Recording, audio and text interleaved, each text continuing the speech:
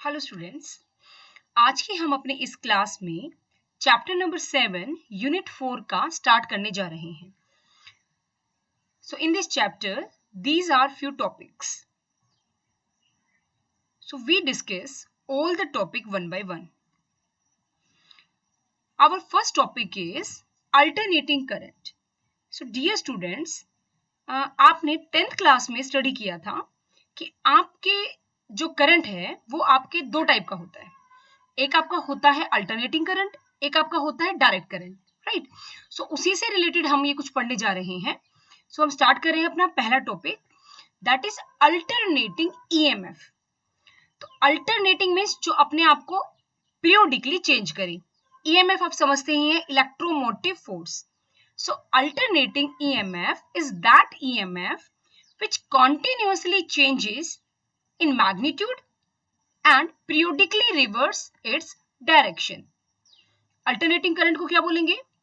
Alternating current is that current which continuously changes in magnitude and periodically changes in direction.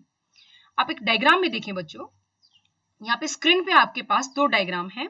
पहले वाला जो diagram है उसमें E जो है वो आपके इंड्यूस ईएमएफ के लिए लिखा गया है। आप ये देखिए एक बारी, मैं इसको सर्कल कर रही हूँ, आप इस पे फोकस करना। इसके अंदर जो E है आपका वो ईएमएफ के लिए है, I आपका करंट के लिए है। E नोट और I नोट आपका मैक्सिमम एम्पलीट्यूड है आपके ईएमएफ का और करंट का। उसके बाद आपकी जो वेव है वो नेचर में कैसी है, साइन। ओमेगा टी क्या होती है, एंगुलर फ्रीक्वेंसी, मींस ये आपका पीछे वाला है phasor angle. So dear students, आपने क्लास 11th में ईएमएफ को इस फॉर्म में लिखना सीखा था।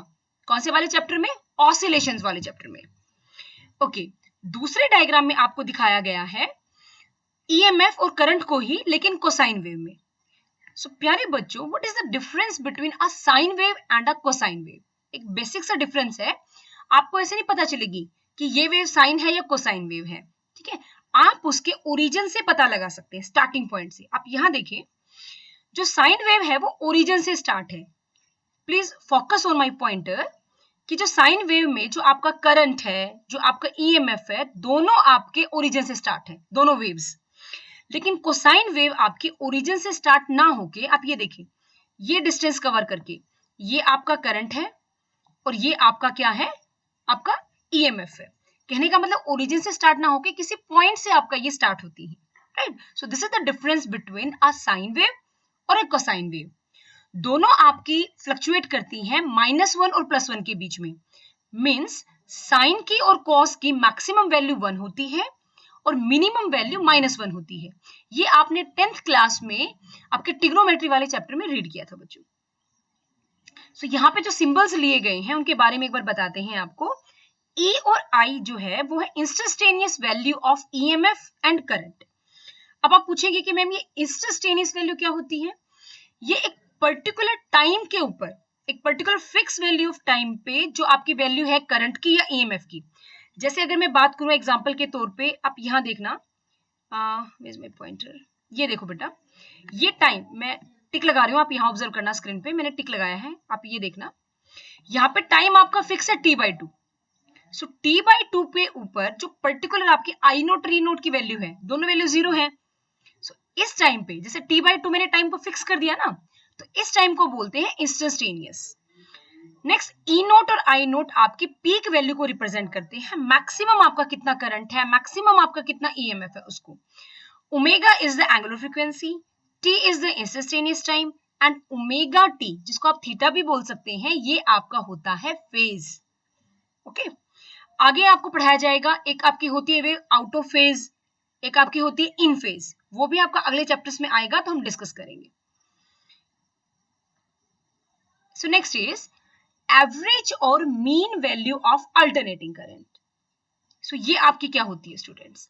सो average and mean value of alternating current over half cycle is that steady current which will send the same amount of charge in the circuit in the time of half cycle as it sent by the given alternating current in the same circuit in the same time.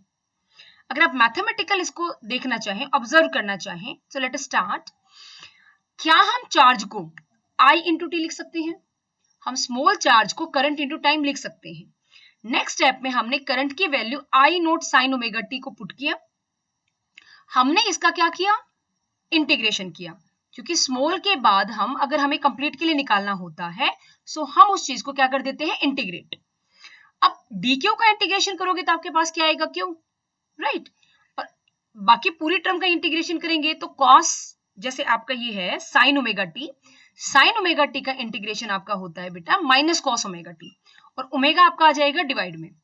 उसके बाद क्या करना होता है, एक बार upper limit put करनी होती है, एक बार लोअर लिमिट पुट करनी होती है। अपर और लोअर लिमिट आप पुट करेंगे, थोड़ा सिंप्लीफाई करेंगे तो यू गॉट द आंसर, आपको ये आंसर मिलेगा। लास्ट में 2 से 2 कैंसिल करेंगे तो आपके पास फाइनल आंसर है I not T by M.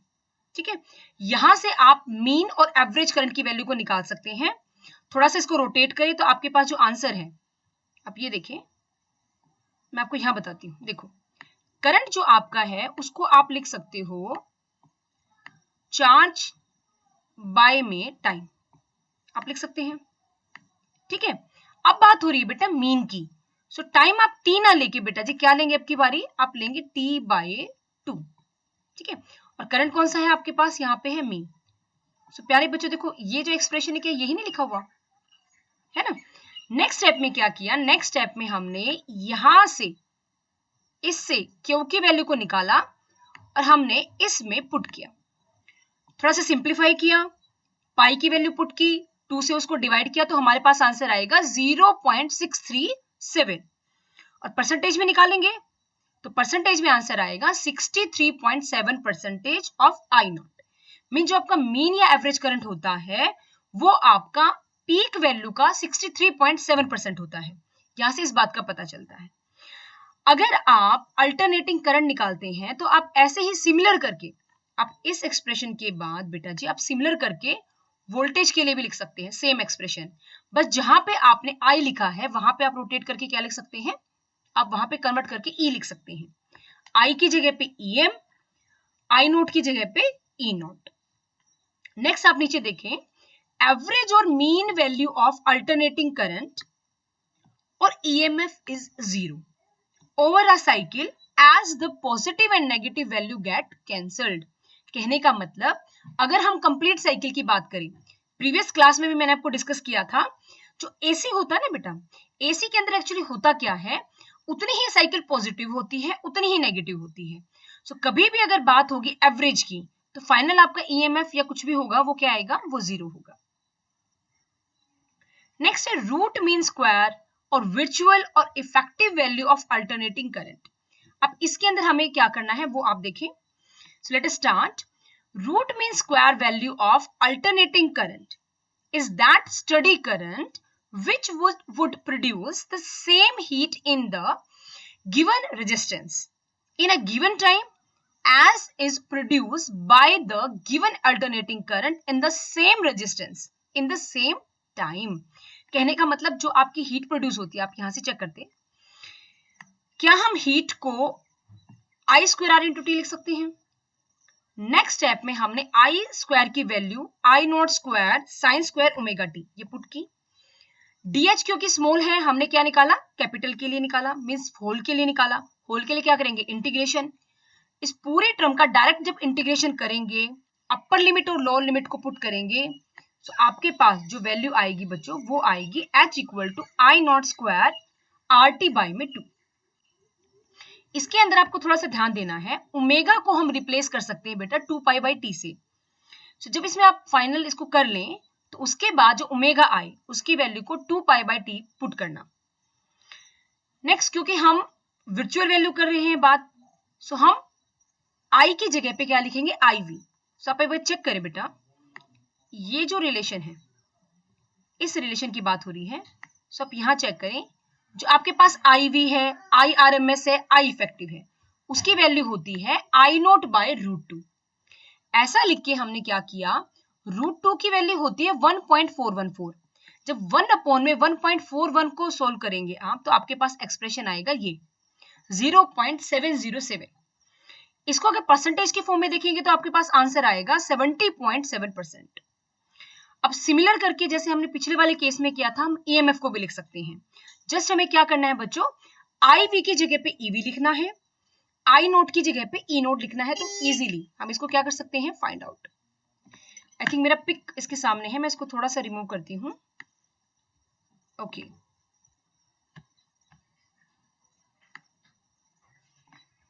Okay students, सो आप यहाँ नीचे देखिए नोट में, root mean square value of alternating current और EMF can be cancelled over any period of cycle since it is based on the heat energy produce, right?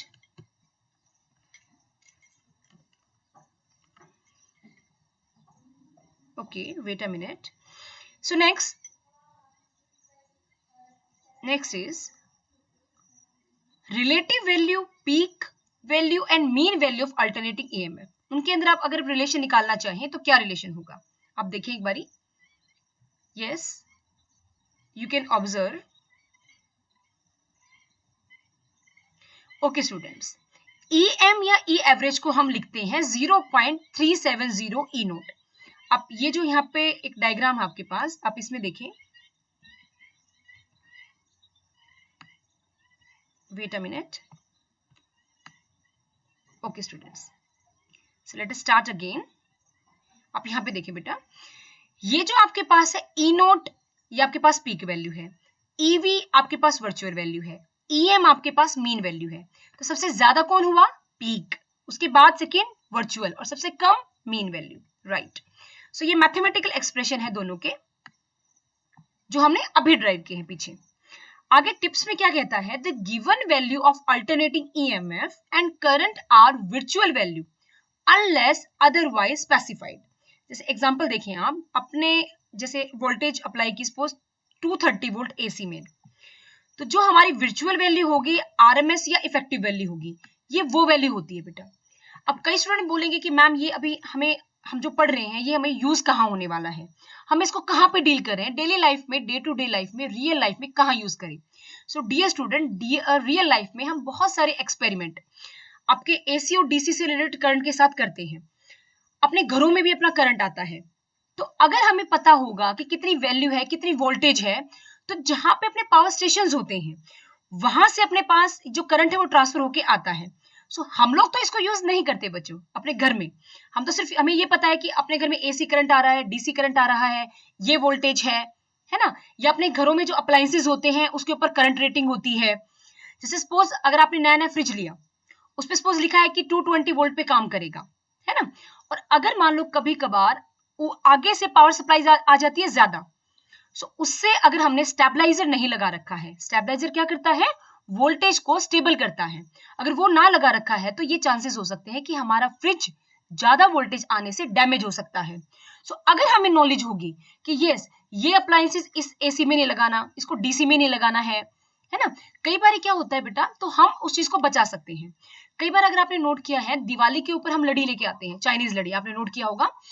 सो उसके अंदर एक adapter होता है छोटा सा, कई बार अगर वो खराब हो गया है और हम उसको गलती से डायरेक्ट लगा देते हैं, तो आपकी पूरी की पूरी जो लड़ी है दिवाली वाली वो आपकी खराब हो जाती है, क्योंकि हमें नॉलेज नहीं होती कि इसको डायरेक्ट एसी से कनेक्ट नहीं करना है, इसको डीसी से कनेक्ट नहीं करना है। ऐसे हमारे घरों में इन्वर्टर होता है बेटा, इन्वर्टर ना, inverter is the source of DC current. ऐसे कई चीजें होती है जो एसी पे काम करती हैं। तो ये जो सारी नॉलेज है एसी करंट से रिलेटेड, वोल्टेज से रिलेटेड, ये सारी नॉलेज बेटा हमें अपने घरों में यूज देखने को मिलती है, या फिर जहां से अपना पावर जनरेटर है, जहां से पावर इलेक्ट्रिसिटी आपकी जनरेट होती है, या जो अपने ट्रांसफॉर्मर है, या जो अपने इलेक्ट्रिशियंस हैं, उनको इसकी नॉलेज अगर होगी तो वो हमें प्रॉपर अमाउंट में करंट और वोल्टेज को सप्लाई करेंगे बेटा, ठीक है। सो आप आगे देखें, AC ammeter, AC voltmeter reads the RMS value. आपके पास तीन वैल्यू है प्यारे बच्चों, आपके पास पीक वैल्यू है, मीन वैल्यू है और वर्चुअल और इफेक्टिव वैल्यू है। तो बात करें जब एसी एमीटर, अब हमें क्या पता कि इनमें से कौन सी रीडिंग दिखा रहा है वो, क्योंकि तीनों के तीनों वोल्टेज, तीनों के तीनों करंट की वैल्यू अलग अलग होती है। तो हमें पता होना चाहिए कि जब भी हम एसी एमीटर से करंट को मेजर कर रहे हैं तो वो आपकी आरएमएस वैल्यू को दिखाएगा बेटा, ठीक है। So they are called the hot wire meters, इनको हॉट वायर मीटर के नाम से भी जाना जाता है। अभी आगे न्यूमेरिकल करेंगे ना बेटा, तो उसमें ये हमें पता होना चाहिए कि न्यूमेरिकल में जो वैल्यू दी गई है वो आपकी आरएमएस की है, आपकी मीन की है या एवरेज की है। सो जैसे जैसे आपका आगे आता जाएगा मैं आपको वो चीज बताती जाऊंगी। So last point is the scale of DC meter is likely graduated, whereas the scale of AC meter is not eventually graduated because H is proportional to I square। अब आपको ये बात से क्या समझ में आया? जो डीसी करंट है आपका वो आपका फ्लक्चुएट नहीं करता, उसकी फ्रीक्वेंसी नहीं होती, उसकी स्ट्रेट लाइन होती है।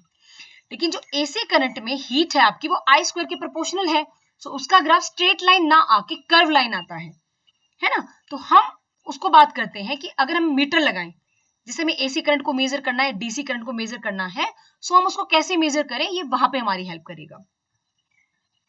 सो नेक्स्ट इज, अब अगले टॉपिक को स्टार्ट कराने से पहले मैं आपको थोड़ा सा बताती हूँ बेटा। इस चैप्टर में अपने पास 3 कंपोनेंट होंगे, एक आपका रेजिस्टर, एक आपका इंडक्टर और एक आपका कैपेसिटर। जो आपका रेजिस्टर होता है वो दोनों करंट को पास करता है, आपके एसी करंट को भी और आपके डीसी करंट को भी, वो दोनों को पास होने देता है और दोनों को ही रेजिस्टेंस ऑफर करता है। लेकिन जो आपका कंडक्टर है बेटा वो एसी करंट को पास करेगा, डीसी को ब्लॉक करेगा, ये भी हम पढ़ेंगे आगे सारा, ठीक है। इंडक्टर जो आपका है वो डीसी को पास करता है, एसी करंट को ब्लॉक करता है, ठीक है। सो पहले हम क्या करेंगे, पहले हम देखेंगे कि हमारे पास सर्किट में जस्ट रजिस्टर है, ठीक। फिर हमारे पास होगा इंडक्टर, फिर सपोज अपने पास है कैपेसिटर। सो सेपरेट सेपरेट कैसे बिहेव करते हैं, उसके बाद स्टडी करेंगे कि अगर हम तीनों को सर्किट में लगा दें तो आपके कैसे बिहेव करेंगे। अब आप पूछेंगे मैडम ये कर क्या रहे हैं? राइट स्टूडेंट, आपने बिल्कुल ठीक सोचा। रजिस्टर क्यों लगाते हैं हम?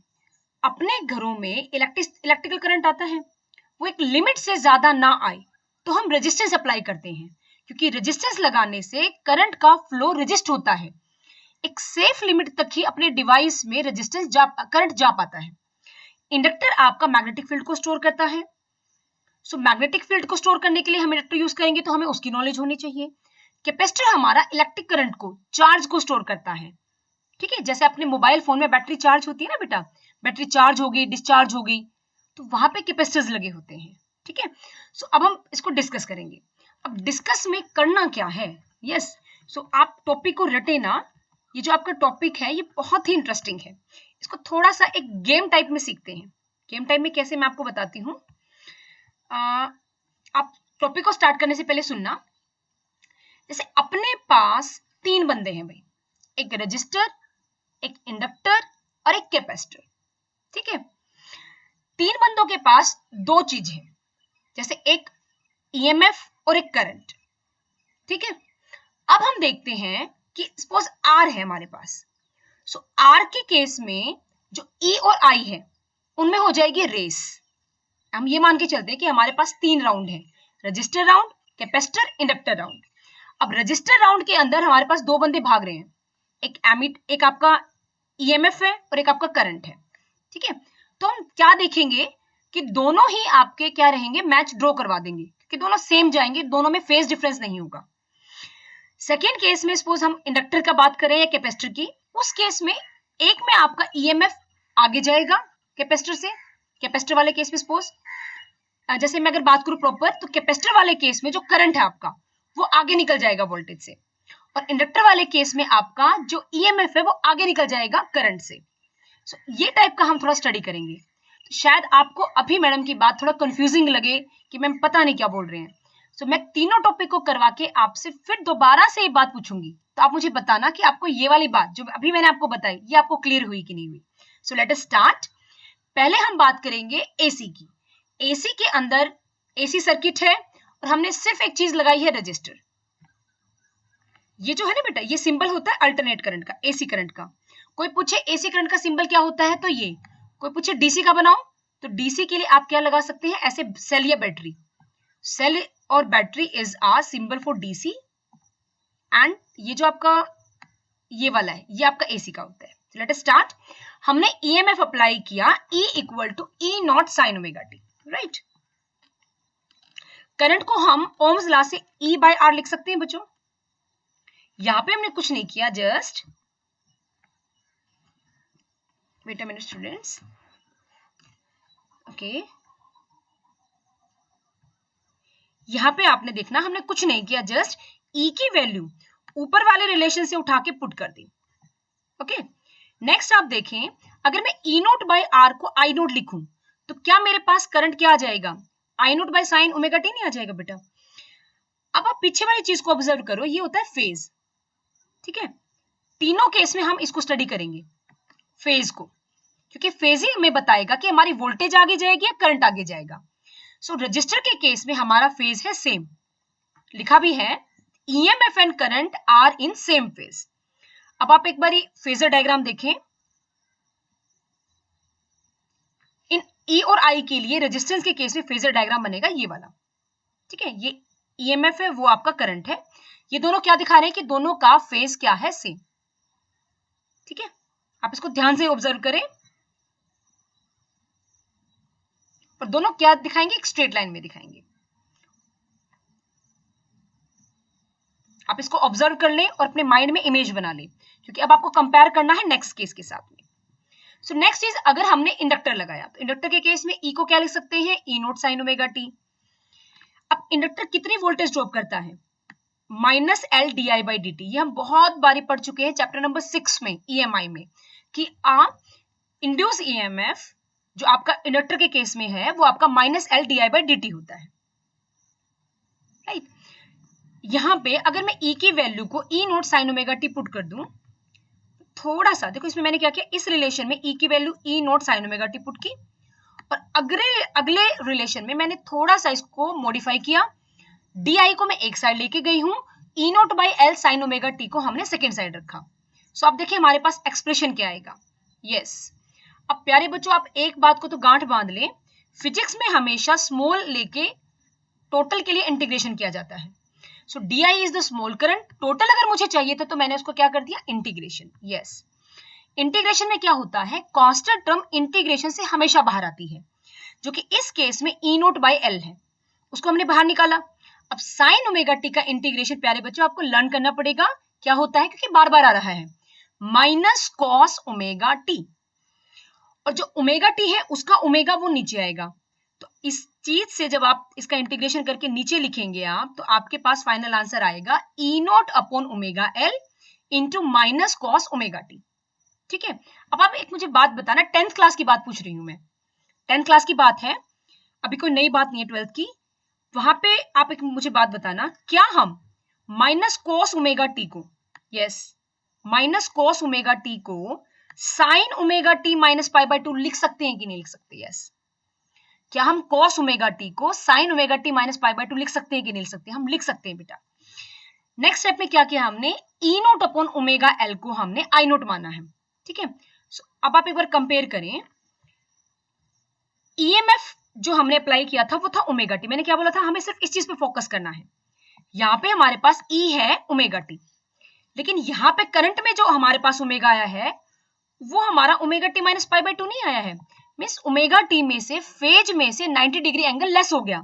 इसका मतलब इस केस में एल राउंड के अंदर करंट हमारा 90 डिग्री से पीछे चला गया, राइट। तो इसको लिखा है स्क्रीन पे, current lags behind EMF by pi by 2 radian.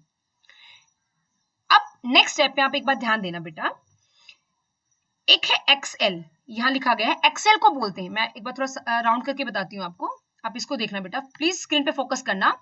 XL को हम लिखते हैं ओमेगा एल, और ओमेगा एल हमारे पास है ई नोट बाय आई नोट। एक्सएल का स्पेशल नेम है, एक्सएल को बोलते हैं इंडक्टिव रिएक्टेंस, और इसकी यूनिट क्या होती है, ओम। अब आप इस नई टर्म को कैसे लर्न करें, सो डियर स्टूडेंट हमारे पास है तीन चीजें, एक रेजिस्टेंस, रजिस्टर, एक इंडक्टर, एक कैपेसिटर। सपोज किसी के घर में 3 बच्चे हैं, तो क्या हम तीनों का नाम सेम रखेंगे, नहीं, तो पेरेंट्स कंफ्यूज हो जाएंगे। अब तीनों ही क्यों लगाए जाते हैं, तीनों के अंदर कुछ रेजिस्टेंस है, जैसे रजिस्टर के केस में तो हम रेजिस्टेंस बोल देते हैं।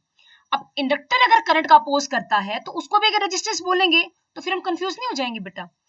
तो जो रेजिस्टेंस इंडक्टर ऑफर करता है उसका हमने नया नाम रख दिया, उसका क्या नाम रखा, इंडक्टिव रिएक्टेंस, और सिंबल है एक्सएल। आप प्लीज लर्न करें, XL is the resistance offer by the inductor to the circuit. अब इसको रेजिस्टेंस बोलेंगे तो सारे कंफ्यूज हो जाएंगे, कि रजिस्टर वाला रेजिस्टेंस है या इंडक्टर वाला। अगर आपके सर्किट में इंडक्टर करंट का अपोज करता है तो उसको हम बोलेंगे इंडक्टिव रिएक्टेंस। थर्ड जब आपको कैपेसिटर करवाऊंगी तो मैं उसमें बताऊंगी, वो होगा XC और नाम होगा कैपेसिटिव रिएक्टेंस। तीनों की यूनिटी ओम होती है बेटा, रेजिस्टेंस की, इंडक्टिव रिएक्टेंस की, कैपेसिटिव रिएक्टेंस की। तीनों की यूनिट आपकी ओम है क्योंकि तीनों ही अपने अपने अंदर करंट का अपोज कर रहे हैं। सो नेक्स्ट इज प्लीज, अब आप फेजर डायग्राम पे फोकस करना, क्योंकि यहाँ पे हमारा EMF है वो आगे चल रहा है और करंट 90 डिग्री से पीछे है।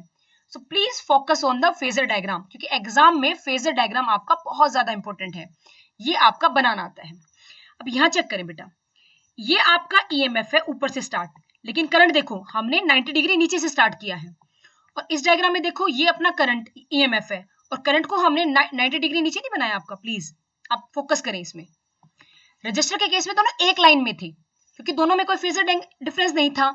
इसमें आपका ये दिखाया गया है कि हमारी वोल्टेज आगे है, करंट क्या है पीछे, कितने डिग्री से, 90 डिग्री से। अब अगले राउंड में करंट को आ जाएगा गुस्सा। अब करंट क्या करेगा, बोलेगा मैं तो EMF से आगे जाऊंगा, आगे निकलूंगा। तो आप नेक्स्ट केस देखें अपना।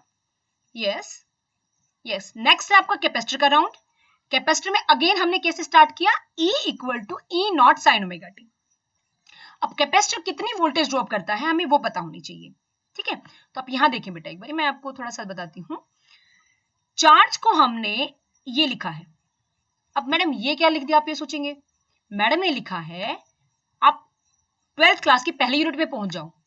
क्या हमने आपको कैपेसिटर में ये नहीं पढ़ाया था, charge = C × V। Please learn करें, एक कैपेसिटर के अक्रॉस जो चार्ज होता है वो C × V होता है। सो प्यारे बच्चों, यहाँ पे हम वोल्टेज को EMF के फॉर्म में E ले रहे हैं, सो हमने Q को C × E लिखा। अगले स्टेप में हमने E को E0 sin ओमेगा t लिखा। उसके बाद हमने I = dQ/dt रखा। अब क्या करेंगे हम, यहाँ पे Q की वैल्यू को पुट कर देंगे। पुट करने के बाद अगले स्टेप में ये देखिए आप, हमने इसका डेरिवेटिव किया और डेरिवेटिव करके आंसर ये आया। डेरिवेटिव कैसे किया, C E0 को हमने डेरिवेटिव से बाहर ले लिया। साइन ओमेगा टी का डेरिवेटिव होता है cos ओमेगा टी, राइट। उसके बाद हमने क्या किया प्यारे बच्चों, इस cos ओमेगा टी को हमने किस में कन्वर्ट किया, इसको हमने कन्वर्ट किया साइन ओमेगा टी प्लस π/2, क्योंकि cos ओमेगा टी को साइन ओमेगा टी प्लस π/2 लिख सकते हैं। अब आप बोलोगे मैडम ये कैसे लिखा, तो ये भी हमने 10th क्लास से ही सीखा है। cos थीटा को हम साइन 90 डिग्री प्लस थीटा लिख सकते हैं बेटा, आप प्लीज थोड़ा 10th क्लास का याद करना। अगेन I0 को हमने E0/1/ओमेगा से रखा। मैंने बताया था ना कि कैपेसिटर के केस में जो रेजिस्टेंस ऑफर होता है उसको क्या बोला जाता है, कैपेसिटिव रिएक्टेंस, और SI यूनिट क्या रहेगी इसकी, ओम। अब यहाँ पे देखें, करंट हमारा आगे है कितने डिग्री से, π/2 से। अब की बार करंट हमारा क्या है, लीड कर गया बेटा। सो इसका जो डायग्राम में अब की बारी आप ये चीज करें, ऑब्जर्व, देखो EMF की पीक नीचे से स्टार्ट हो रही है जो कर्व है, लेकिन करंट की पीक अब की बारी ऊपर से स्टार्ट हो रही है। और अगर आप फेजर डायग्राम के साथ में एक वेव डायग्राम के साथ में फेजर डायग्राम देखना चाहे तो आप चेक करें, अब की बारी हमारा करंट आगे है, ये चेक करें बेटा, करंट हमारा आगे है वोल्टेज से 90 डिग्री के एंगल पे। सो ये आपके तीन क्या थे, केसेस थे। सो हमने रजिस्टर के केस में I और E सेम रहेंगे, इंडक्टर के केस में वोल्टेज आगे रहेगी 90 डिग्री से करंट से, कैपेसिटर के केस में करंट आगे रहेगा वोल्टेज से 90 डिग्री से। So these are our cases. सो आज की क्लास में बेटा इतना ही, आप इसको लर्न करें, इसे जो आगे वाले पार्ट है वो अपनी अगली वीडियो में डालेंगे। So thank you very much students, bye, take care.